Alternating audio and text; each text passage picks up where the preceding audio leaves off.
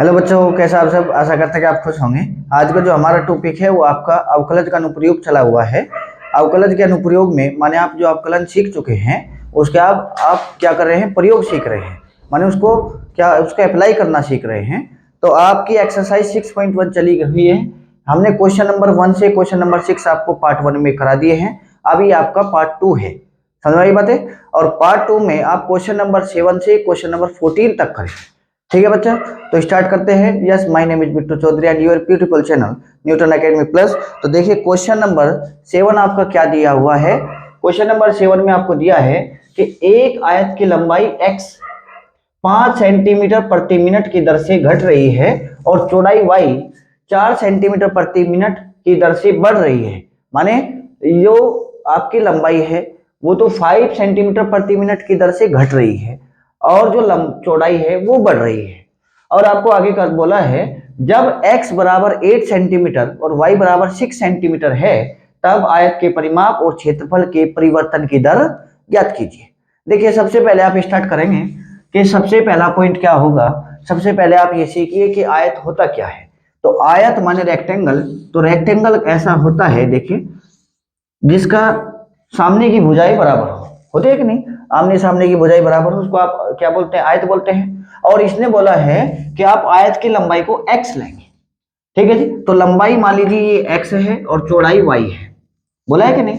अब ये कह रहा है कि ये आयत की जो लंबाई है वो तो 5 सेंटीमीटर की दर से घट रही है, माने लंबाई ऐसे घट रही है और चौड़ाई ऐसे बढ़ रही है की दर से 4 सेंटीमीटर प्रति मिनट की दर से बढ़ रही है। ठीक है जी। और आपको दिया है जब x बराबर 8 सेंटीमीटर y बराबर 6 सेंटीमीटर हो तब आयत के परिमाप और क्षेत्रफल के परिवर्तन की दर ज्ञात कीजिए। ठीक है बच्चा, तो स्टार्ट करते हैं। देखिए सबसे पहली बात इसने क्या दिया है कि जो लंबाई है x वो 5 सेंटीमीटर प्रति मिनट की दर से घट रही है। दर माने क्या बताया था हमने, देखिए हमने कहा था अगर आपकी लंबाई x है तो दर हो जाएगी लंबाई की दर dx अपॉन dt। बताया था कि नहीं, हमने कहा था कि आपको पार्ट 1 में बताया था कि अगर y की दर बोले तो dy अपॉन dt, x की दर बोले तो dx अपॉन dt। बताया था कि नहीं। लेकिन अगर आपको कहता कि y की दर x के सापेक्ष तो आप लिखते dy अपॉन dx। बातें क्लियर है। तो इसी प्रकार आपको बोला है कि इसकी लंबाई की दर, तो लंबाई की दर माने लंबाई अगर x है तो dx अपॉन dt वो बराबर आपको दी है 5 सेंटीमीटर प्रति मिनट, माने 5 सेंटीमीटर प्रति मिनट पर क्या बच्चा है, घट रही है। तो घटने का माने अगर दर घट रही होती है तो हम उसको नेगेटिव लिखते हैं और अगर बढ़ रही होती है तो पॉजिटिव लिखते हैं। क्या बातें क्लियर है। अगर घट रही है तो नेगेटिव, बढ़ रही है तो पॉजिटिव, तो माने ये नेगेटिव है। क्या बातें क्लियर है। अब ध्यान देंगे फिर आपको क्या दिया है कि आयत की चौड़ाई, चौड़ाई y है, उसकी दर, दर माने dy अपॉन dt कितनी दी है 4 सेंटीमीटर, माने 4 सेंटीमीटर प्रति मिनट पर क्या है, घट रही है या बढ़ रही है, ये बढ़ रही है। बढ़ रही है तो आप पॉजिटिव लेंगे। अगर दर घटती है तो आप नेगेटिव और बढ़ती है तो पॉजिटिव। बातें क्लियर है। अब आगे क्या कहा है, when x का वैल्यू जब x बराबर 8 हो और y बराबर 6 हो तब आपको आयत के परिमाप की दर ज्ञात करनी है। पहला क्वेश्चन ये है। और फिर आप दोबारा करेंगे कि आयत के क्षेत्रफल की दर ज्ञात करनी है। तो मान लीजिए आपको आयत के परिमाप की दर ज्ञात करनी है, तो माना कि आयत की जो आयत का जो परिमाप है वो बच्चा p है। कितना है, मान लीजिए वो p है। तो बताइए अगर x की दर लिखी आपने तो आपने क्या लिखा dx अपॉन dt। तो इसी प्रकार परिमाप की दर क्या होगी dp अपॉन dt, यानी कि आपको निकालना है dp अपॉन dt। क्या बातें क्लियर है, समझ में आ रही है बातें। अब बताइए dp अपॉन dt तब निकालेंगे जब आपको p का फॉर्मूला पता होगा, माने आपको परिमाप का फॉर्मूला पता होगा। आयत का परिमाप क्या होता है, लंबा 2 कोष्ठ लंबाई प्लस चौड़ाई होता है कि नहीं। तो आप क्या लिखेंगे कि dp अपॉन dt के लिए dp अपॉन dt बराबर dp। p बताइए क्या होता है, p माने यहाँ परिमाप लिया है हमने। परिमाप बताइए कि आयत का क्या होता है, आयत का परिमाप होता है 2 कोष्ठ लंबाई, लंबाई x है आपकी, प्लस चौड़ाई, चौड़ाई आपकी y है। देखिए 2 कोष्ठ लंबाई प्लस चौड़ाई ये आयत का परिमाप होता है, और अपॉन क्या है, dt। अपॉन क्या है, dt। बातें क्लियर है? अब बताइए, ध्यान देंगे, dp अपॉन dt आपका हो जाएगा, ये 2 बाहर आएगा क्योंकि 2 कांस्टेंट है, तो ये अंदर बचेगा, देखिए dx अपॉन dt, तो dx अपॉन dt और प्लस dy अपॉन dt। क्या बात है, क्लियर है बच्चा? अब देखिए, ध्यान देंगे, dp अपॉन dt बराबर 2 dx अपॉन dt आपको दिया है कितना, बताइए -5, तो आप यहां पर क्या लिख देंगे, -5 प्लस dy अपॉन dt आपको क्या दिया है, +4, तो आप यहां पर +4 लिख देंगे। -5 + 4 तो -1 बचेगा, और -1 की मल्टीप्लाई 2 में होगी तो -2 आएगा। तो इस प्रकार dp अपॉन dt माने आयत के परिमाप की दर आपकी कितनी आ गई है, -2। क्या लिखेंगे आप, सेंटीमीटर प्रति मिनट। क्या बात है, क्लियर है? इस प्रकार आपने इसका एक पार्ट कर लिया है। बातें क्लियर है? अब सेकंड पार्ट के लिए देखेंगे, जब आप सेकंड पार्ट करेंगे तो आपको आयत के क्षेत्रफल की दर निकालनी है। तो माना आयत का जो क्षेत्रफल है, आयत का क्षेत्रफल वो बच्चा कितना है, वो a है। तो बताइए इसकी दर क्या होगी, इसकी जो दर होगी वो होगी dA अपॉन dt, माने ये आपको फाइंड करना है। बातें क्लियर है? तो देखिए, ध्यान देंगे, यानी कि dA अपॉन dt बराबर होगा dA अपॉन dt। ठीक है, तो बताइए a क्या है, a एरिया है, माने क्षेत्रफल है, किसका, क्योंकि आयत की बातें हो रही है तो आयत का क्षेत्रफल। बताइए आयत का क्षेत्रफल क्या होता है, लंबाई गुणा चौड़ाई। लंबाई x है और चौड़ाई y है, तो आप क्या लिखेंगे, x इंटू वाई। क्या बातें क्लियर है? लंबाई गुणा चौड़ाई x इंटू वाई, क्योंकि लंबाई x है चौड़ाई y है, तो देखिए ये आपको t के सापेक्ष x इंटू वाई का क्या करना है, डिफरेंशिएशन माने अवकलन करना है। ये मल्टीप्लिकेशन रूल लगेगा यहाँ पर, क्योंकि 2 फलन है मल्टीप्लाई में, t के सापेक्ष बताइए आप क्या करेंगे, पहला छोड़ देंगे फिर दूसरे का करेंगे, प्लस दूसरे को छोड़ देंगे पहले का करेंगे, तो आपको पहला छोड़ देना है x को, और y का t के सापेक्ष होगा dy अपॉन dt, होता है कि नहीं? और प्लस आप क्या करेंगे, y को छोड़ देंगे और x का t के सापेक्ष dx अपॉन dt, ये आपका क्या चल रहा है, ये आपका dA अपॉन dt चल रहा है। क्या बात है, क्लियर है? अब ध्यान देंगे, dA अपॉन dt, बताइए आपको एरिया की जो दर है, माने जो क्षेत्रफल की जो दर है, वो आपको कब निकालनी है, जब x का वैल्यू कितना हो, x बराबर 8 और y बराबर 6 हो। तो x का वैल्यू आप 8 रख देंगे और y का वैल्यू आप 6 रख देंगे, लेकिन आपको dy अपॉन dt कितना दिया है, +4, और dx अपॉन dt आपको दिया है -5।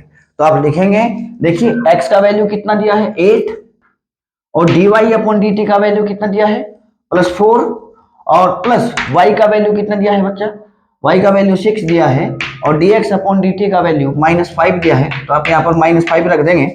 तो dA अपॉन dt वैल्यू रखने पर आपका आ जाएगा 8 4 जा 32 और 6 5 जा 30, और 32 से 30 जाएगा, तो dA अपॉन dt आपका बचेगा +2।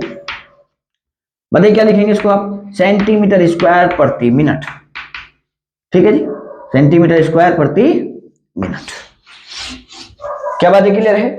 इस प्रकार आपने क्षेत्रफल की दर और आयत इसके परिमाप की दर आपने फाइंड कर ली है। अब बताइए इस -2 का क्या माने है, -2 का माने है कि इसके जो परिमाप की दर है वो लगातार घट रही होगी 2 मीटर प्रति मिनट से, क्योंकि माइनस है, माइनस का माने घटना, और क्योंकि पॉजिटिव आई है तो एरिया 2 सेंटीमीटर स्क्वायर प्रति मिनट की दर से बढ़ रहा होगा। क्या बात है, क्लियर है? आप समझने की कोशिश करिए कि अगर आपको x की दर दी है तो आप लिखेंगे dx अपॉन dt, y की दर dy अपॉन dt, p की दर dp अपॉन dt। क्या बात है, क्लियर है? इस प्रकार आप कर लेंगे। क्वेश्चन आप नोट कर लीजिए, हम जो है आपको क्वेश्चन नंबर 8 कराते हैं। ठीक है बच्चा, आगे बढ़ते हैं, क्वेश्चन नंबर 8 को स्टार्ट करते हैं। नोट कर लीजिए पॉज कर आप जो है, अगर आपसे डिफरेंशिएशन अच्छे आता है, डिफरेंशिएशन में आपको कोई प्रॉब्लम नहीं है, तो यहाँ पर इसके जो आपके ये एप्लीकेशन चल रहे हैं, इसमें भी आपको कोई प्रॉब्लम नहीं होगी। लेकिन अगर आपको से डिफरेंशिएशन नहीं आता है तो आपको प्रॉब्लम आएगी। इसके लिए आप डिफरेंशिएशन को अच्छा तरीके से सीखिए। हमने आपको पूरा अवकलन का कंप्लीट करके दिया है। आप जो है अवकलन के एक एक एक्सरसाइज, एक एक क्वेश्चन देख सकते हैं। आप सर्च करिए कि differentiation by Newton Academy Plus, या आप हमारा नाम लिख सकते हैं बिट्टू चौधरी, और तुरंत जो है आपको क्या लेक्चर मिल जाएंगे। तो आप ध्यान से अवकलन पढ़िए और फिर ये करिए। तो देखिए आपको दिया है क्वेश्चन नंबर 8 में, क्वेश्चन नंबर 8 में आपको दिया गया है कि एक गुब्बारा सदैव क्या रहता है, सदैव गोलाकार रहता है। क्या रहता है? सदैव गोलाकार रहता है। एक पंप द्वारा इसको 900 सेंटीमीटर क्यूब प्रति सेकंड भरकर फुलाया जा रहा है, भरकर फुलाया जाता है। क्या बात है, क्लियर है? और आगे आपको दिया है गुब्बारे की त्रिज्या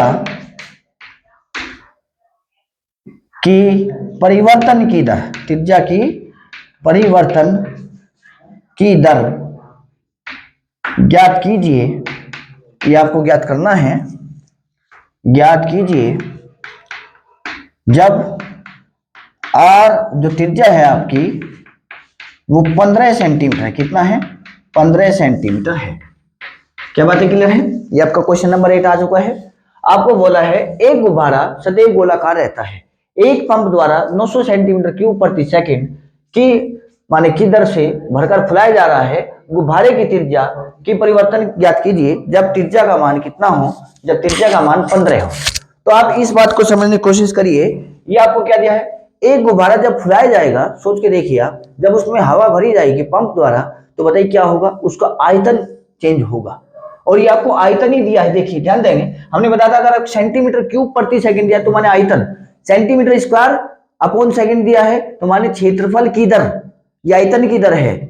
और अगर स्क्वायर, सेंटीमीटर स्क्वायर या मीटर स्क्वायर अपॉन सेकंड, ये क्षेत्रफल की दर होती है। और ये आपको अगर क्यूब होता है तो आयतन की दर होती है। क्या बात है, क्लियर है? तो ये आपको आयतन की दर दी है। और वैसे भी आप समझ सकते हैं जब हवा भरकर गुब्बारा फुलाया जाएगा तो उसका आयतन चेंज होगा। समझ वाली बात है? तो ये आपको आयतन की दर दी गई है। क्या आपको दिया है?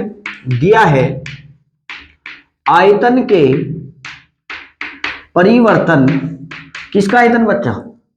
गुब्बारा कैसा है? गोलाकार है। तो ये यानी कि आपको गोले के आयतन के परिवर्तन की दर दी है। परिवर्तन की दर आपको दी है 900 सेंटीमीटर क्यूब प्रति सेकंड। और इसको आप लिखेंगे, मान लीजिए उसका आयतन आप v से डिनोट करते हैं, v से प्रदर्शित करते हैं और त्रिज्या को r से प्रदर्शित करते हैं, तब बताइए जो आयतन के परिवर्तन की दर होगी क्या वो dv अपॉन dt होगी? अभी आपको पता है x की दर dx अपॉन dt, आयतन की दर dv अपॉन dt। क्यों? क्योंकि आप आयतन को v से डिनोट कर रहे हैं। तो आपको dv अपॉन dt दिया है 900 सेंटीमीटर क्यूब प्रति सेकंड। और जब गुब्बारा फुलाया जाएगा तो क्या उसका आयतन लगातार बढ़ेगा? बढ़ने की वजह से क्या आप पॉजिटिव लेंगे? अगर घटता तो आप नेगेटिव लेते। आपने पिछले क्वेश्चन ऐसे देखा है।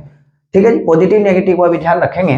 तो आपको ये दिया है, ये आपको, आपने कुछ नहीं किया है, ये आपको दिया है। और आपको निकालना है गुब्बारे की त्रिज्या की परिवर्तन की दर। तो बताइए अगर त्रिज्या को आप आर से डिनोट करते हैं तो क्या आपको D R upon D T find करना है। कब? जब आर बराबर कितना हो? आर बराबर 15 सेंटीमीटर हो। जब आर का मान 15 सेंटीमीटर तो आपको D R upon D T find करना है। क्या बातें क्लियर है? और आपको डीवी अपॉन डी टी दिया गया है। तो ध्यान दे से देखिए, क्या आप जानते हैं ये डीवी अपॉन डी टी बराबर 900 सेंटीमीटर क्यूब प्रति सेकंड दिया है आपको। तो ये क्या है? ये आयतन है। वी माने आयतन। आयतन किसका? गुब्बारे का। गुब्बारा कैसा है? गोल है, माने गोले का आयतन। तो गोला का आयतन क्या होता है? अगर उसकी त्रिज्या r है तो बताइए 4/3 पाई r की क्यूब होता है कि नहीं? तो यहां पर आप लिखेंगे 4 बाई थ्री माने 4/3 पाई आर क्यूब होता है कि नहीं? देखिए 4/3 पाई आर क्यूब लिख देंगे आप v की जगह, बराबर आपको कितना दिया है 900 दिया है कि नहीं? अब बताइए 4/3 पाई क्या कॉमन ये बाहर आ जाएगा, क्यों? क्योंकि कांस्टेंट है, ये t के सापेक्ष अवकलन नहीं होगा, ये बाहर आ जाएगा। तो ध्यान देंगे 4/3 पाई और ये बचेगा dr³ अपॉन dt।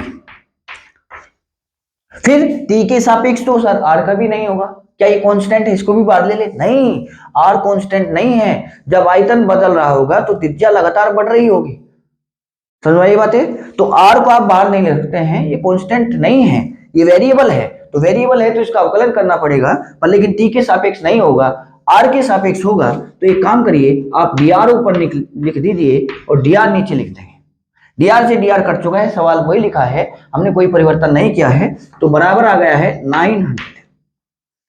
बातें क्लियर है? अब देखिए ध्यान देंगे dr³ अपॉन dr को अलग रखेंगे ऐसे, और dr अपॉन dt को अलग रखेंगे।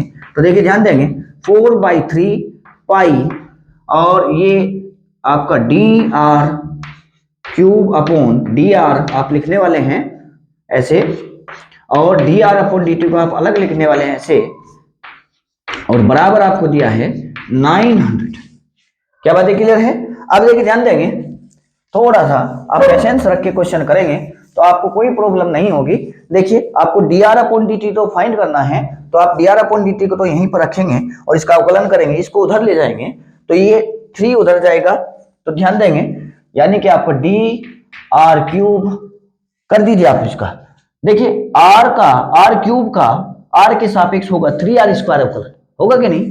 तो यहां पर आएगा 3r², 3r², और ये 4π/3 यहीं पर रखिए, 4π/3 ये सब मल्टीप्लाई में है बच्चा। और dr अपॉन dt आपका बच चुका है, बराबर आपको दिया है 900। 3 से 3 गया है, क्या बात क्लियर है? तो अब 4π को तो ये बचेगा, dr अपॉन dt आपको फाइंड करना है, आप यहीं पर रखेंगे 900, ये 4π अपॉन में आएंगे और r² भी अपॉन में आएगा। तो ध्यान देंगे यानी कि dr अपॉन dt आपका आ चुका है 900 अपॉन 4π, और ध्यान देंगे r का वैल्यू आपको दिया है कि आपको त्रिज्या जब 15 सेंटीमीटर हो तो आपको ये त्रिज्या की दर ज्ञात करनी है। माने r का मान आप 15 ये रख देंगे, यहाँ पर r का मान 15 रखेंगे तो 15 का स्क्वायर हो जाएगा बच्चा। तो यानी कि आपको dr अपॉन dt अब आप कैलकुलेशन करेंगे 900 अपॉन 4 इंटू पाई इंटू 15 ठीक है जी। अब इसको काटिए, ये 4 से जाएगा तो कितना बचेगा, 4 2 जा 8, 1 बच चुका है, 1 मिलकर ये 0 मिलकर 10, और 4 2 जा 8 और 4 5 जा चलिए, क्या यही आएगा? ठीक है बच्चा। अब देखिए ध्यान देंगे ये 15 से कट सकता है, 15 से कटेगा तो 15 ही आएगा, और फिर 15 से कटेगा माने 15 और 15 की 225, और 225 से 225 खत्म हो चुका है, तो आपका आंसर आ चुका है dr अपॉन dt क्या केवल 1/π बचा है, 1/π। तो या तो आप यहीं पर आंसर छोड़ दीजिए, या पाई का वैल्यू रखेंगे 22/7 और 1/π का हो जाएगा 7/22। तो या आप ऐसे लिख सकते हैं कि आपका dr अपॉन dt आ चुका है 7/22 सेंटीमीटर प्रति मिनट। ये आपका आंसर आ चुका है। देखिए आप यहां पर छोड़ दीजिए, यहां पर कर लीजिए तो कोई प्रॉब्लम नहीं होगी, समझ में आई बात है? तो इस प्रकार आप जो क्वेश्चन कर लेंगे। अब आपका क्वेश्चन नंबर 9 आ चुका है। क्वेश्चन नंबर 9 को ध्यान से देखिए, आप क्वेश्चन करते जाइए, पहले आप खुद क्वेश्चन करेंगे, अगर आपसे नहीं होता है, कोई प्रॉब्लम आती है, तब आप सॉल्यूशन देखेंगे। अगर आप जो है दूसरे पर डिपेंड हो जाएंगे तो आपको कोई फायदा नहीं होगा। पहले आप खुद से करने का कोशिश करिए, क्योंकि आप क्वेश्चन 8 तक आप कर चुके हैं, 8 क्वेश्चन आप लगा चुके हैं, तो आप 9th को खुद करने का प्रयास करिए। अगर आप खुद करेंगे तो हो जाएगा, कोई प्रॉब्लम नहीं होगी। देखिए क्वेश्चन नंबर 9 आपको क्या दिया है, सेम क्वेश्चन है, क्वेश्चन नंबर 9 भी सेम क्वेश्चन है। एक गुब्बारा जो सदैव गोलाकार रहता है, एक गुब्बारा सदैव क्या रहता है, गोलाकार रहता है, ठीक है बच्चा। अब आगे कह रहा है कि त्रिज्या परिवर्तनशील है, कि त्रिज्या परिवर्तनशील है, इसकी त्रिज्या बदल रही है लगातार। ठीक है जी।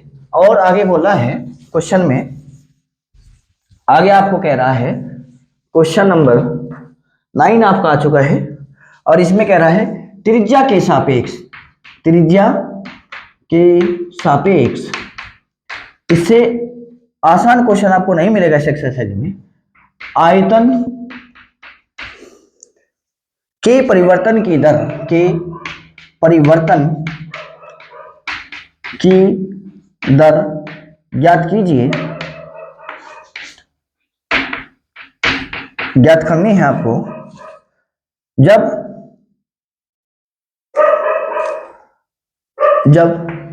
त्रिज्या आपकी 10 सेंटीमीटर हो, त्रिज्या 10 सेंटीमीटर है।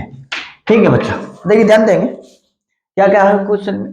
क्वेश्चन में बोला है एक गुब्बारा सदैव गोलाकार रहता है, माने आपको गोला दिया है, गुब्बारा कुछ नहीं, गोला आपको समझना है, और उसकी त्रिज्या बदल रही है, परिवर्तनशील है, लगातार चेंज हो रही है।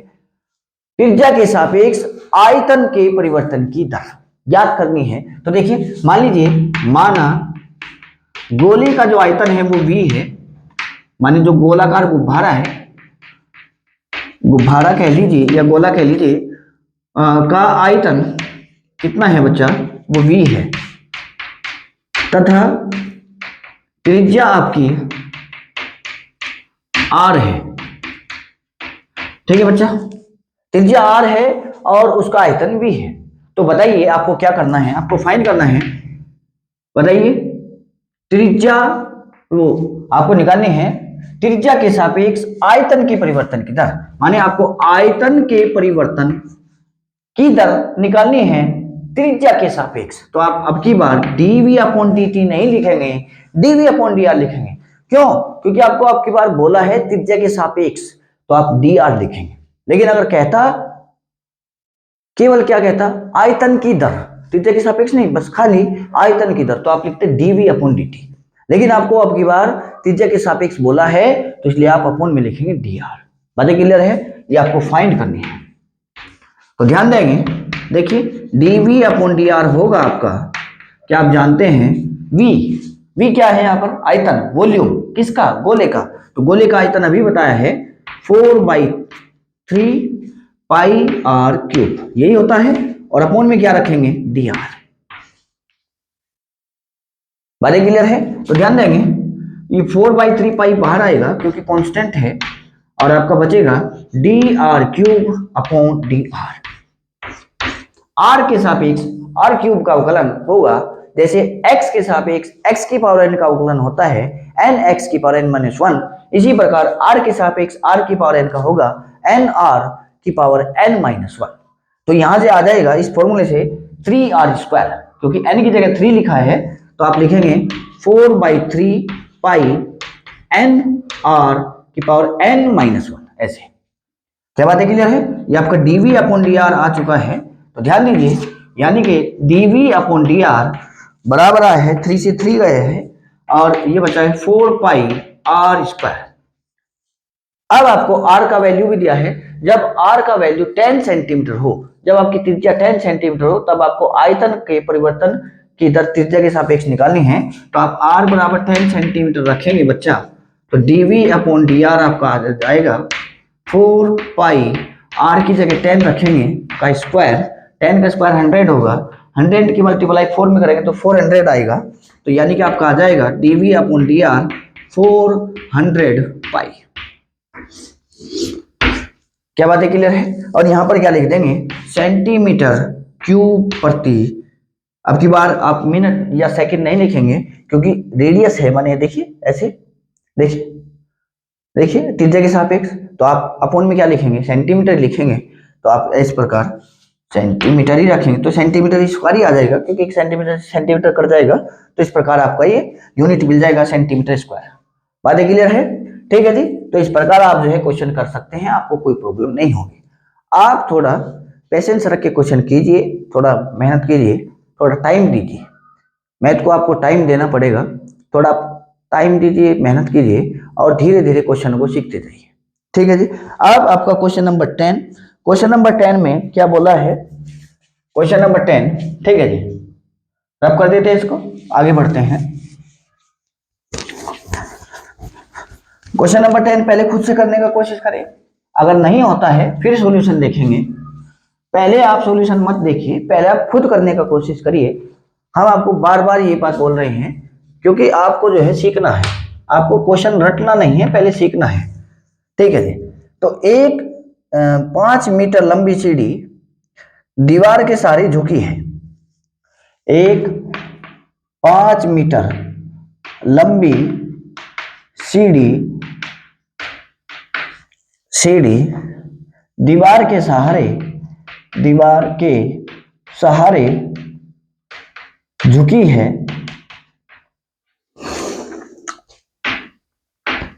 ये आपको दिया है। और सीढ़ी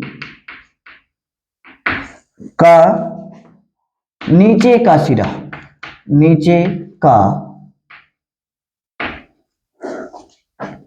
ये आपको दिया है, नीचे का सिरा क्या दिया बच्चा, जमीन के अनुदिश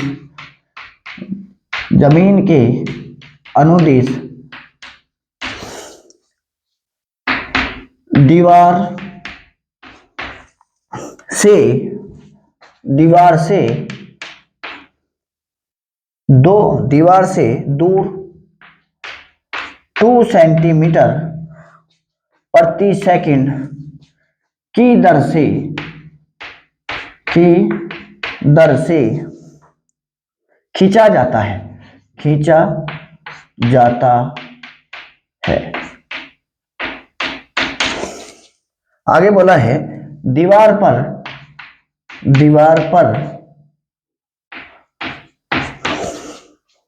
इसकी ऊंचाई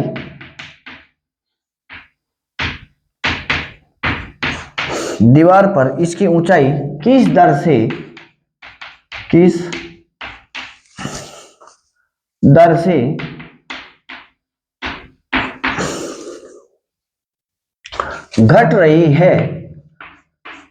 दर से घट रही है, जबकि सीढ़ी के नीचे का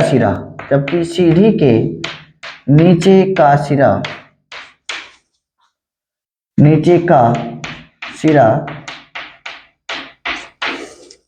दीवार से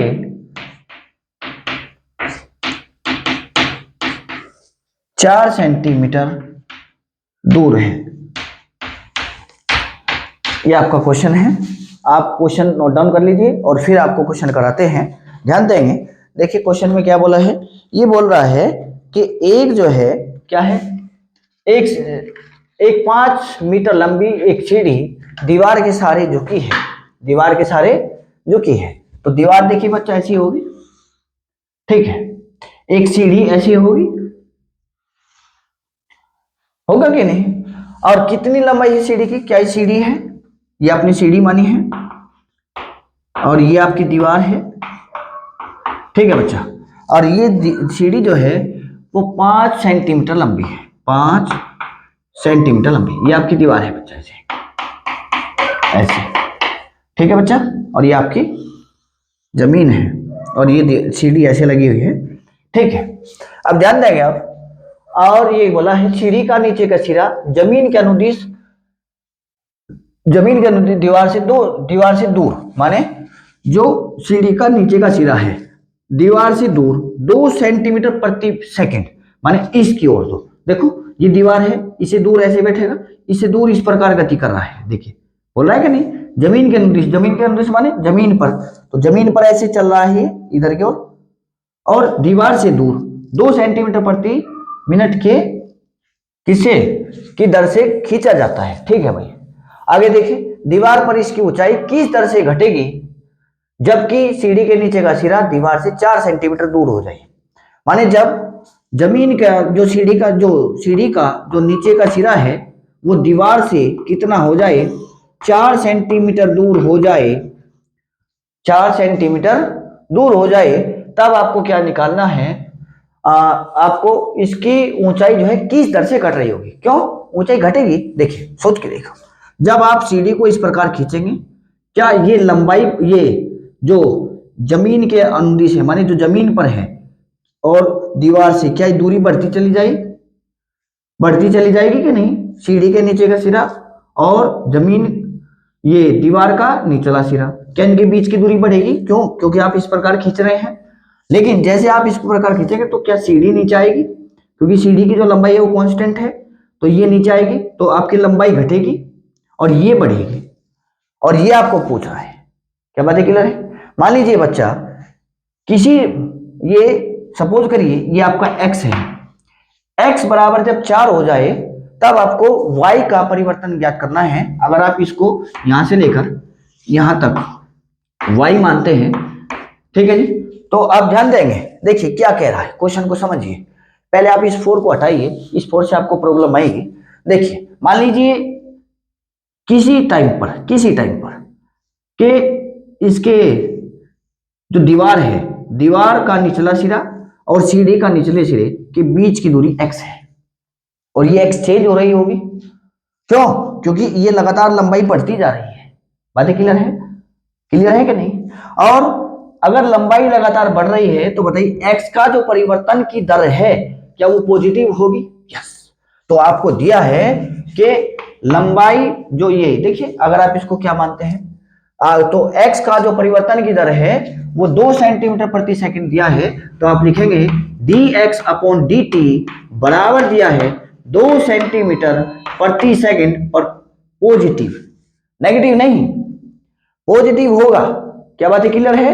लेकिन क्योंकि ये दीवार, देखिए सीढ़ी का उचला सिरा माने ऊपर का सिरा, और ये जो दीवार है इसका निचला सिरा, क्या ये इनके बीच का गैप हमेशा घटता जाएगा। क्यों, जब सीढ़ी इधर खींचेगी तो क्या ये ऐसे आएगा, तो ये घटेगा। तो माने जो dy/dt होगा वो कैसा आएगा, नेगेटिव आएगा। जब आपका आंसर आएगा वो नेगेटिव आएगा, और वही आपको फाइंड करना है, माने आपको dy/dt फाइंड करना है। पर कब, जब x का मान 4 हो जाए, जब x का मान कितना हो जाए, 4 हो जाए। when, माने जब x का वैल्यू 4 हो जाए तब आपको dy/dt फाइंड करना है। क्या बात है, क्लियर है बच्चा, कोई प्रॉब्लम, कुछ भी प्रॉब्लम नहीं है। एक बात बताइए, जब x का मान 4 हो जाएगा तो क्या आप y का मान भी निकाल सकते हैं उस पर्टिकुलर टाइम पर, निकाल सकते हैं कि नहीं। कैसे, क्योंकि ये 4 हो जाएगा और ये तो 5 है, कांस्टेंट रहेगा, तो ये 5, ये 4, तो ये 3 आएगा। पाइथागोरस प्रमेय से क्या आप जानते हैं, पाइथागोरस थ्योरम, पाइथागोरस थ्योरम होता है कर्ण का स्क्वायर बराबर आधार का स्क्वायर प्लस लंब स्क्वायर। तो कर्ण आपका 5 होगा, ये 4 होगा, तो देखिए ध्यान देंगे, तो अगर आप ये जानते हैं कर्ण का स्क्वायर बराबर आधार स्क्वायर प्लस लंब स्क्वायर, तो ध्यान देंगे कर्ण स्क्वायर, कर्ण आपका 5 है, फिक्स है बच्चा, और जब आधार आपका 5 हो, ये 4 हो जाएगा, x का वैल्यू 4, और तो आपको लंब निकालना है। अगर आप इसको लंब y मानते हैं तो देखिए 5 का स्क्वायर 25 और 4 का स्क्वायर 16, तो 16 इधर आएगा, तो 25 माइनस 16 बराबर y स्क्वायर, 25 से 16 जाएगा तो 9 आएगा, और 9 बराबर y स्क्वायर आपका आ चुका है। तो ध्यान देंगे y स्क्वायर बराबर 9, स्क्वायर उधर जाएगा तो रूट आएगा, तो 9 का रूट 3 हो जाएगा। तो यानी कि आपका y का वैल्यू 3 होगा जब x का वैल्यू 4 होगा। क्या बात है, क्लियर है। तो आप ये भी लिख दीजिए, when x बराबर 4 then y बराबर होगा आपका 3। ये आपको नहीं दिया है, ये आपने खुद से लिखा है, ये आपको समझने की कोशिश करिए। क्या बात है, क्लियर है। अरे सोच के देखिए, जब आप सीढ़ी को नीचे करेंगे तो क्या लंबाई, ये अगर आप इसको चौड़ाई मानते हैं, इसको लंबाई मानते हैं, कुछ भी मान लीजिए आप, या xy मान लीजिए, तो क्या इस x का मान बढ़ेगा, y का मान घटेगा। लेकिन जब x का मान 4 होगा, सपोज करिए 4 है तो ये आपका 5 है, क्या ये आपको समकोण त्रिभुज दिखाई दे रहा है, कौन सा बताइए, कौन सा ट्रायंगल है, रेक्टेंगल ट्रायंगल आपको दिखाई दे रहा है। देखिए माने ये आपको समकोण त्रिभुज आपको दिखाई दे रहा है, तो जब समकोण त्रिभुज का ये 4 होगा, ये 5 होगा, तो ये बताइए कितना होगा। अरे पाइथागोरस प्रमेय से आप निकाल सकते हैं कि नहीं, ठीक है बच्चा, तो ये आपने निकाल दिया है। x का वैल्यू भी आपके पास पड़ा है, y का वैल्यू भी आपके पास पड़ा है, और आपको निकालना है क्या निकालना है आपको? आपको निकालना है dy/dt। तो आप कैसे निकाले सर? तो फिर ये देखिए, ये तो जब x का वैल्यू 4 तो तब y का वैल्यू 3, ये तो तब के लिए पाइथागोरस प्रमेय है। लेकिन जब आप सामान्य, जब आपको नहीं पता है, मान लीजिए फिलहाल x है और किसी टाइम पर ये y है, उस टाइम को देखते हुए देखिए त्रिभुज में, जो आपका ये त्रिभुज है समकोण त्रिभुज में पाइथागोरस प्रमेय, पाइथागोरस प्रमेय से बताइए, पाइथागोरस प्रमेय क्या होती है? कर्ण का स्क्वायर बराबर आधार स्क्वायर प्लस लंब स्क्वायर। क्या कर्ण आपका 5 है? 5 स्क्वायर फिक्स है। आप इसको उधर लिख दीजिए, ताकि थोड़ा ऐसे लिख देंगे, अच्छा ऐसे भी लिख सकते हैं, बराबर का उधर लिख दीजिए। आधार बताइए कितना है? आधार अगर आप x को मानते हैं तो x स्क्वायर प्लस लंब, लंब कितना है? y स्क्वायर बराबर आपका 5 स्क्वायर 25। ठीक है जी, ये आपको मिल गया है। जब x y, जब 4 तो ये 3, जब x तो ये y। बातें क्लियर है, कोई बात नहीं। अब आप अवकलन करिए, अवकलन करेंगे t के सापेक्ष। क्यों? क्योंकि आपको dy/dt पर जाना है और dx/dt, तो t के सापेक्ष, t के सापेक्ष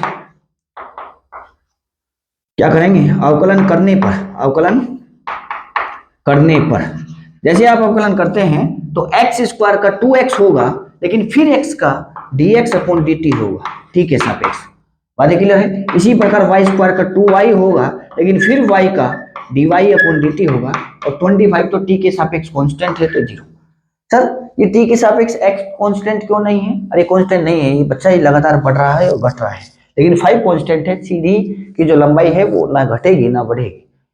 क्या बातें क्लियर है? तो ध्यान देंगे तो आपको देखिए 2x का वैल्यू कितना है? 4, तो ये आपने x का वैल्यू 4 लिख दिया है। dx/dt का आपको वैल्यू कितना दिया है? 2 प्लस 2y, y का वैल्यू कितना है? 3। dy/dt आपको फाइंड करना है, और ये आपका आंसर नेगेटिव आएगा। हमने आपको शुरू में ही बताया था। क्यों? क्योंकि y लगातार घट रहा होगा टाइम के सापेक्ष। तो ध्यान देंगे, तो ये आपका आ चुका है 4 2 जा 8, 8 2 जा 16, तो 16 उधर जाएगा, नेगेटिव हो जाएगा, और 3 2 जा 6 dy/dt बराबर -16, ये 6 को उधर ले जाइए, तो dy/dt बराबर आ जाएगा -16/6, 2 से जाएगा तो ये 8 और ये 3, तो dy/dt आपका आ चुका है -8/3। आपको यूनिट किस में दिया था? देखिए सेंटीमीटर प्रति सेकंड, तो यहां भी सेंटीमीटर प्रति सेकंड। क्या बातें क्लियर है? क्या आपको समझ आया है क्वेश्चन? बातें क्लियर है? अगर कोई प्रॉब्लम है तो आप हमें बताइए, आप जो है कमेंट के थ्रू हमें बता सकते हैं, हम आपके लिए, अगर आपको कोई प्रॉब्लम है तो हम इस क्वेश्चन को आपको दोबारा भी बताएंगे। कोई प्रॉब्लम नहीं है, हम आपको बताने के लिए तैयार खड़े हैं, हमें कोई दिक्कत नहीं है। पर आप जो है थोड़ा पढ़िए, मेहनत कीजिए, आपको मेहनत में कोई कमी नहीं करनी है। क्वेश्चन सभी आपसे होने चाहिए और आपसे आना चाहिए, ठीक है जी। आगे देखेंगे, आपको क्वेश्चन नंबर 11 में दिया है, एक कण वक्र 6y बराबर x³ के, देखिए हम क्वेश्चन लिख देते हैं फिर आपको बताएंगे, आप नोट कर लीजिए बच्चे इसको। देखिए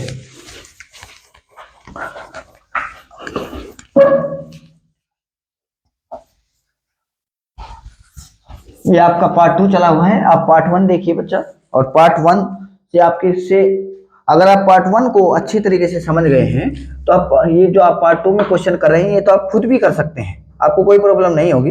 आपको थोड़ी थोड़ी प्रॉब्लम होगी शुरू की, जो आपको सामान्य बातें हैं क्वेश्चन की, वे आपको सीखने की आवश्यकता है, जनरल जो आपके पॉइंट है, नहीं इससे आगे कुछ नहीं है इसमें। देखिए ध्यान देंगे, एक कण है आपका वक्र 6y बराबर x³ प्लस 2 के अनुगत गति कर रहा है,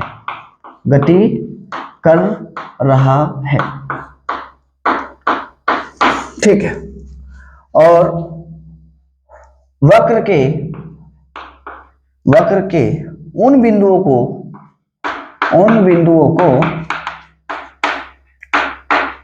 ज्ञात कीजिए,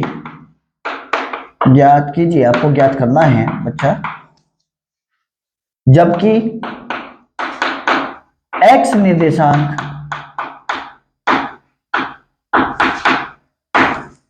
y x निर्देशांक की तुलना में y निर्देशांक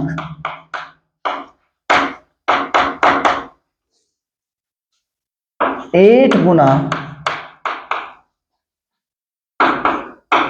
तीव्रता से बदल रहा है, बदलता है जहां, ठीक है, जहां बदलता है तो ये भी बदलेगा। अब ध्यान देंगे, देखिए क्या कह रहा है, एक कण वक्र, एक कण जो है इस वक्र पर गति कर रहा है और कह रहा है वक्र के उन बिंदुओं को ज्ञात कीजिए जबकि x निर्देशांक की तुलना में y निर्देशांक 8 गुना तीव्रता से बदल रहा है। ठीक है बच्चा, ये क्या समझे आप इस बात से? देखिए इस लाइन को पढ़िए ध्यान से, x निर्देशांक की तुलना में y निर्देशांक 8 गुना तीव्रता से बदल रहा है। देखिए इस पॉइंट को नोट डाउन कीजिए, बदल, जब जब चीजें बदलती है तो माने दर आता है। बातें क्लियर है कि नहीं? तो यहां पर यानी कि आपको x की दर dx अपॉन dt, y की दर dy अपॉन dt, पर ये कह रहा है जो y की दर है, y निर्देशांक माने y की दर, देखो y बदल रहा है माने y की दर बराबर 8 गुना, कह रहा है कि नहीं? तो ध्यान से देखिए ये क्या कह रहा है, यानी कि आप इस लाइन को ध्यान से पढ़ेंगे, x निर्देशांक y निर्देशांक की तुलना में 8 गुना बढ़ रहा है, माने 8 गुना कौन फास्ट चल रहा है? x निर्देशांक, x निर्देशांक 8 गुना है। तो आप एक बात बताइए, अगर मैं कहता हूं 16 का 8 गुना, तो क्या आप ऐसे लिखेंगे? 16 का 8 गुना ऐसे लिखेंगे बच्चा। अगर मैं कहता हूं 21 का 20 गुना, ऐसे तो लिखेंगे बच्चा।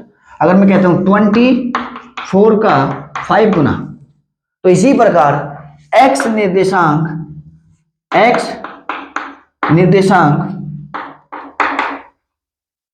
की दर बदलना माने दर, y निर्देशांक की दर का बताइए कितना गुना? x निर्देशांक की तुलना में y निर्देशांक 8 गुना, माने y निर्देशांक 8 गुना बदल रहा है। कौन फास्ट बदल रहा है बताइए? ये y निर्देशांक फास्ट बदल रहा है, तो आप 8 की मल्टीप्लाई इधर करेंगे बच्चा और ये बराबर हो जाएगा।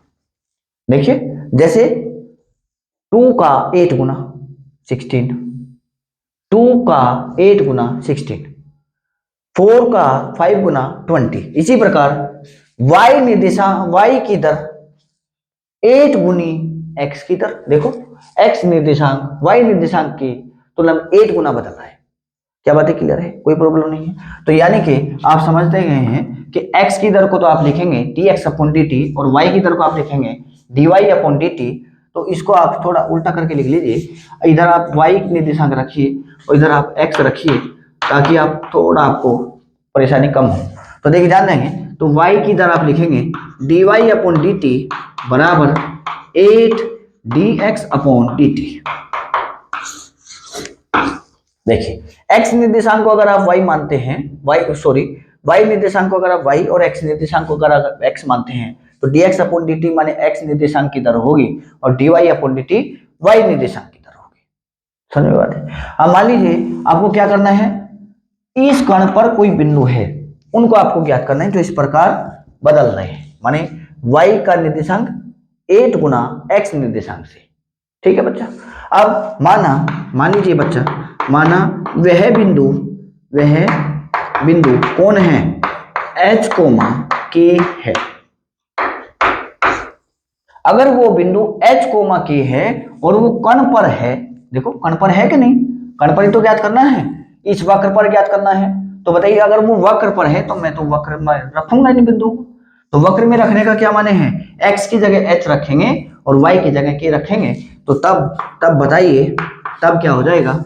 अगर आप 6y plus x cube plus 2 में h, k रखेंगे, के रखने पर जैसे आप रखते हैं बच्चा, यहाँ पर हो जाएगा 6k, हो जाएगा कि नहीं? और x की जगह आप h रखने वाले हैं h cube plus 2, equation number 1। Equation 1 आ चुकी है। h, k आपको फाइंड करने हैं, एक इक्वेशन आपको मिल चुके हैं, सेकंड इक्वेशन अगर आपको मिल जाए तो क्या आंसर आ जाएगा। ठीक है जी, तो सेकंड इक्वेशन निकालने का कोशिश करते हैं।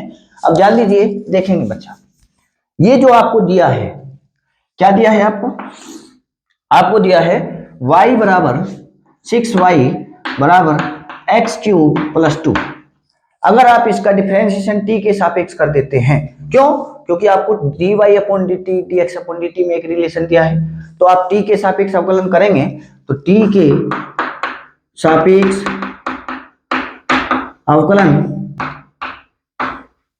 करने पर, ठीक है जी, तो यहां पर हो जाएगा 6dy/dt बराबर 3x²। देखिए x³ का t के सापेक्ष 3x², फिर x का dx/dt होगा कि नहीं। अरे अवकलन आपसे आ गए हैं, अवकलन में आपको कोई प्रॉब्लम नहीं है, अवकलन सीखिए। और फिर +2 का अवकलन देखिए, 2 का अवकलन 0 होगा t के सापेक्ष, क्यों? क्योंकि कांस्टेंट है। x का क्यों 0 नहीं हुआ? क्योंकि x कांस्टेंट नहीं है, x बदल रहा है, तो x³ का 3x², x की पावर n से, लेकिन फिर t के सापेक्ष dx/dt होगा x का। क्या बात क्लियर है? हमने आपको जो है बहुत अच्छी तरीके से बताया है। कब? जब हमने आपको एक लेक्चर दिया है, आप सर्च करिए, क्या करेंगे हम, basic differentiation by Bittu Chaudhary या बेसिक अवकलन बाय बिट्टू चौधरी, आपको मिल जाएगा और आप उस लेक्चर को देखिए, फिर आपको अवकलन में कोई प्रॉब्लम नहीं होगी। अगर आप पूरा अवकलन नहीं पढ़ना चाहते हैं तो आप वो केवल एक लेक्चर देख लीजिए, आपको कोई प्रॉब्लम नहीं होगी। हमने आपको बहुत अच्छी तरीके से अवकलन बताया है। तो देखिए, ध्यान देंगे तो देखिए dy/dt बराबर है 8 dx/dt। अगर आप इसका वैल्यू यहां पर रख दे, माने dy/dt की जगह 8 dx/dt रख दे, तो क्या आ जाएगा 6, यहाँ पर 8 आएगा और dx/dt बराबर आपका हो जाएगा 3x² dx/dt। क्या dx/dt गया है बच्चा, और ये 8 ये देखिए 3 2 जा 6 आपका आ चुका है, 8 2 जा 16 बराबर कितना, x²। देखिए 8 2 जा 16 बराबर x², तो x का वैल्यू आपका आ गया है कितना, स्क्वायर इधर आएगा तो रूट हो जाएगा, तो x का वैल्यू आपका, जब रूट बाहर आएगा तो बच्चा प्लस माइनस आएगा ऐसे। ठीक है जी, तो आपका x बराबर प्लस माइनस, x आपका क्या है, x बराबर तो आपका h है, आपने रखा है कि नहीं, x की जगह h रखा है, तो आपका ध्यान देंगे, यानी कि h बराबर आपका +-4 आ चुका है। ठीक है बच्चा, माने आपको h के दो आंसर मिले हैं, एक +4 एक -4। जब स्क्वायर है इधर आएगा तो रूट होएगा, और 16 का रूट +-4 होता है, ऐसे आप ध्यान रखेंगे। देखिए जब रूट होता है तो प्लस माइनस आता है, आपको बताया होगा आपके टीचर ने। तो देखिए ध्यान देंगे, देखिए तो आपको मिला है 6 के बराबर, उधर देखिए h³ + 2 में एक बार आप h बराबर 4 रखिए प्लस का, तो जब आप 6 के बराबर यहाँ 4 रखते हैं तो 4 का क्यूब + 2, 4 का क्यूब आपका 64 होगा। देखिए 4 4 जा 16 और 16 4 जा 64, और 64 + 2 66, और 66 ये 6 इधर आएगा तो k बराबर हो जाएगा 66/6। तो k बराबर ये आपको मिल चुका है। देखिए काट दीजिए आप इसको, कितना आ जाएगा, कितने जगह जाएगा, 2 से जाएगा, तो 2 से जाएगा 30/2, तो ये आएगा 30/2। तो यानी कि आपको एक तो क्या मिल चुका है। ठीक है बच्चा, क्या हम ठीक कर रहे हैं, कोई प्रॉब्लम नहीं है। ठीक है, तो आपको एक तो अगर जब h का वैल्यू 4 रखा है आपने, तो आपको k का वैल्यू आपको मिला है 33/2। ठीक है जी बच्चा, कोई प्रॉब्लम नहीं है। तो आपका एक बिंदु आ गया है 4 और ये। ठीक है बच्चा, आ गया कि नहीं, कोई प्रॉब्लम नहीं है। अब आप यदि आप h का वैल्यू -4 रखते, तो बताइए 6 के बराबर h की जगह -4 रखेंगे तो -4 का क्यूब + 2, -4 का क्यूब होगा 64, और माइनस का 64 + 2 -62 आएगा, और तो k बराबर हो जाएगा -62/6। तो ये 2 से जाएगा तो ये 31/3। तो आपका जब h का वैल्यू h, के आपको मिल चुका है, h का वैल्यू अगर -4 है तो k का वैल्यू -31/3 आया है। इस प्रकार आपने दोनों आंसर फाइंड करने हैं।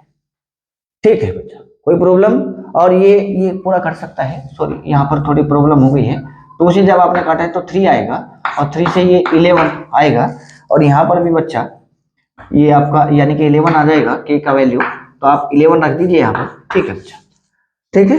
तो आपका जब h का वैल्यू 4 है तो k का वैल्यू आपका 11 है, और जब आपका h का वैल्यू -4 है तो आपका k का वैल्यू आया है -31/3। ठीक है, इस प्रकार आपका आंसर आ गया है। ये आपका क्वेश्चन नंबर 11 भी हो चुका है। अब क्वेश्चन नंबर 12 पर आप पहुंच चुके हैं। क्वेश्चन नंबर 12 भी आप देख लीजिए, क्वेश्चन नंबर 12। ठीक है बच्चा, हम जो है क्वेश्चन नंबर 12 आपको पढ़ाने वाले हैं। देखिए, नोट कर लीजिए आप इसको और फिर हम आगे बढ़ते हैं।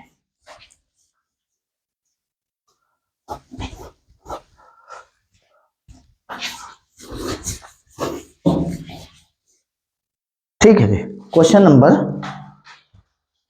12। क्वेश्चन नंबर 12 पर आप आ चुके हैं। क्वेश्चन नंबर 12 में कहा है हवा का, दो क्वेश्चन आपके रह चुके हैं। क्वेश्चन नंबर 12 के होने के बाद दो रह जाएंगे। हवा के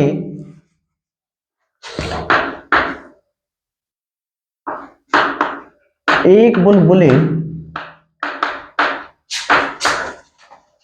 की त्रिज्या, हवा का एक बुलबुला है, उसकी त्रिज्या 1/2 सेंटीमीटर प्रति सेकंड की दर से बढ़ रही है।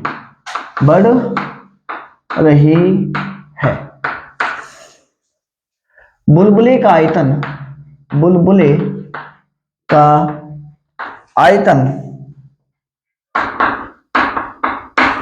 किस दर से बढ़ रहा है? किस दर से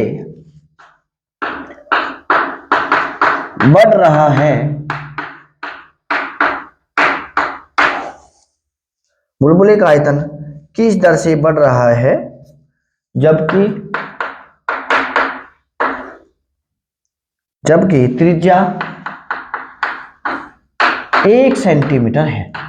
ठीक है बच्चा, जब आपकी देखिए क्या बोला है आपको, ये कहा है कि हवा के एक बुलबुले की त्रिज्या 1 सेंटीमीटर प्रति सेकंड की दर से बढ़ रही है। देखिए, जो हवा का जो बुलबुला है यहाँ पर, वो आप बुलबुला आप कैसा मानकर चलेंगे? गोल मानकर चलेंगे बच्चा, गोले जैसा, फुटबॉल जैसा। ठीक है बच्चा, तो आप जो है मान लीजिए कि जो आपका वो गोला है जो बुलबुले जैसा है, मान लीजिए उसकी त्रिज्या r है। माना त्रिज्या कितनी है बच्चा? गोले की त्रिज्या, गोला माने बुलबुला, क्योंकि आप बुलबुले को यहाँ गोले जैसा मान रहे हैं। बुलबुले की त्रिज्या बच्चा कितनी है? वो r है। और किसकी बातें हो रही है? आयतन की बात हो रही है। माना आयतन v है। आयतन कितना है बच्चा? v है, ये डिनोट करने के हैं। और आपको माने आयतन की दर ज्ञात करनी है, dv/dt निकालना है जब r का वैल्यू 1 सेंटीमीटर हो। तो देखिए ध्यान देंगे, ये कह रहा है बुलबुले की त्रिज्या 1/2 सेंटीमीटर प्रति सेकंड। तो बुलबुले माने त्रिज्या की दर कैसे लिखेंगे? dr/dt कितना दिया है? 1/2 सेंटीमीटर प्रति सेकंड, क्योंकि ये बढ़ रही है तो पॉजिटिव लिखेंगे। और आपको निकालना है dv/dt, आपको फाइंड करना है कब? जब r का वैल्यू 1 सेंटीमीटर हो। बोला है कि नहीं? तो देखिए आप निकालने का कोशिश करेंगे तो dv/dt आपका होगा dv, v का वैल्यू आप जानते हैं क्योंकि आयतन है, गोले का आयतन होता है 4/3 पाई r3। तो यहाँ पर आएगा 4/3 पाई r3 और अपॉन dt। फिर वही बातें हैं, 4/3 पाई बाहर आएगा और ये बचेगा 4/3, ये आप कई बार बता चुके हैं हम, dr³ dt। फिर t के सापेक्ष r³ का नहीं होगा तो आप क्या लिखेंगे? dr ऊपर लिखेंगे, dr नीचे लिखेंगे, ऐसे मल्टीप्लाई करेंगे। dr से dr जा चुका है तो आपका क्वेश्चन वही लिखा है, क्वेश्चन में आपने कोई परिवर्तन नहीं किया है। तो ध्यान देंगे, अब आप क्या करेंगे? 4π/3 तो dv/dt 4π/3, ध्यान देंगे D R cube upon D R, ये इसके नीचे लिखिए बच्चा, क्योंकि आपको डी आर नीचे चाहिए, D R cube upon D R. फिर क्या बच चुका है, D R upon D T बच चुका है बच्चा, तो D R upon D T को आप अलग लिख लीजिए ऐसे, D R upon D T, ठीक है। अरे ये इसके साथ लिख दिया ऐसे और ये इसके साथ लिख दिया ऐसे, कोई प्रॉब्लम नहीं है। तो देखिए ध्यान देंगे, D V upon D T 4π/3, देखिए आर क्यूब का जो अवकलन आर के सापेक्ष होगा, ये कई बार बता दिए है, एक्स की पावर एन से, इसी प्रकार आर की पावर एन से एन आर की पावर एन माइनस वन, माने 3r स्क्वायर आएगा, तो 3r स्क्वायर। और D R upon D T का वैल्यू आपको दिया है 1/2, देखिए बच्चा दिया है कि नहीं, त्रिज्या की दर, तो 1/2 दिया है। और आपको r का वैल्यू दिया है, आपको r का वैल्यू 1 पर निकालना है, देखिए 1 पर D V upon D T निकालना है, तो आप r की जगह भी 1 रख देंगे, तो D V upon D T 4, ये 3 से 3 गया है, तो ये बस 4π बचा है आपका, और 2 से 2 भी उड़ा दीजिए, तो ये 2 बचा है और पाई बचा है, 2 से जब 4 जाएगा तो 2 बचेगा, तो 2π, और 5 से ये 3 जा चुका है, और r की जगह 1 रखेंगे, तो 1 का स्क्वायर 1 आएगा, 1 की मल्टीप्लाई 2 में करेंगे तो 2 ही आएगा, 2π। तो इस प्रकार आपका dv अपॉन dt आ चुका है 2π सेंटीमीटर क्यूब प्रति सेकंड, क्योंकि आपको सेंटीमीटर प्रति सेकंड ऐसा दिया है, तो आयतन में आप क्यूब लिख देते हैं सेंटीमीटर। तो इस प्रकार ये आपका क्वेश्चन बहुत आसान क्वेश्चन है। अब आप जो है ये क्वेश्चन नंबर 13 और 14 आपको नेक्स्ट लेक्चर में बताएंगे, क्योंकि आपका जो है लेक्चर ज़्यादा टाइम हो गया है, तो आप थोड़ा सा क्या हम इसको नेक्स्ट लेक्चर में बताएंगे, नेक्स्ट पार्ट आएगा, ठीक है जी। तो तब तक के लिए आप पढ़ते रहिए और आगे बढ़ते रहिए। आप पहले खुद से प्रयास करेंगे, क्वेश्चन नंबर 13, 14, ये आपके क्वेश्चन 16 तक है, इसमें 18 तक है, आपको क्वेश्चन 18 दिए गए हैं 6.1 में, तो आप पहले खुद प्रयास करेंगे करने का, और जो हम आपको क्वेश्चन करा चुके हैं उनको आप रिपीट करिए बार बार, क्योंकि बहुत इंपॉर्टेंट एक्सरसाइज है, आपको बहुत सारी जानकारी मिलती है, ठीक है जी। आपके कॉम्पिटिटिव एग्जाम बहुत जगह आता है, आपको कोई प्रॉब्लम नहीं होगी जब आप इसको सीख लेंगे। जब आप सीख लेंगे, मेहनत से सीखिए, मेहनत करिए, आगे बढ़ते जाइए, पीछे नहीं हटना है। देखिए परेशानी आएगी, परेशानी आती है, एक भी दुनिया का इंसान इसमें ऐसा नहीं है जिसको परेशानी नहीं है, तकलीफ सबको होती है, लेकिन उन परेशानियों को डटकर सामना कीजिए। वे परेशानियां ज़्यादा टाइम तक टिकने वाली नहीं है, अगर आप सामना करने के लिए तैयार हैं, ठीक है। तो पढ़ते रहिए, बढ़ते रहिए आगे। बाय बाय, धन्यवाद।